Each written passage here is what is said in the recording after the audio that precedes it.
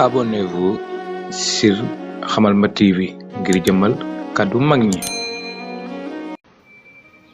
bismillah, salaamaaleykum wa rahmatullah. maa ngi ñaan ci war ma yonent bi sallallahu alayhi wa sallam ko gis sama vidéo bi na nga abonné ci compte bi te partagé ko. li tax may sàkku abonné gi nag mooy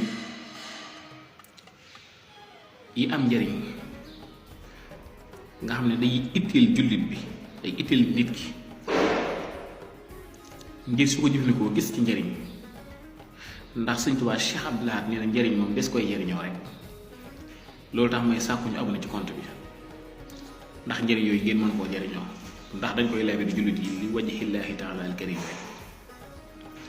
yow mi xam ne dangaa nekk ci ay xat-xat dangaa nekk ci ay jafe-jafe bindal sootul saraxe juróom-ñaari yoon alam nasra waaye baax da kulli aaya dangay def yaa Muhammad in haza la rizquna maa lahu min nafadi.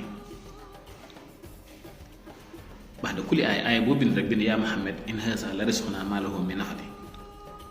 soo noppee nga wut ndoxu koko doomu koko nga xar ko ndox mi nga sotti ko ci saafara si nga di ko sangoo juróom-ñaari fan.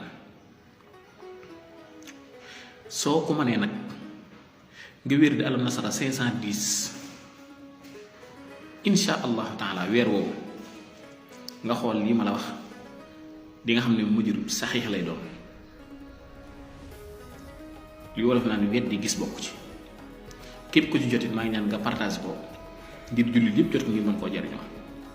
lañ ci bëgg mooy xam nañ ci bu wér mi képp ku yàlla nam moom wërsëgal wala tijji say bul sa wërsëg dana la xiir ci nga jëfandikoo ko ku mu nam a xañ it wala mu nam say biir dëgër dana la xiir ci boo ko jotee doo ko partagé doo ko jëfandikoo insha allahu taala.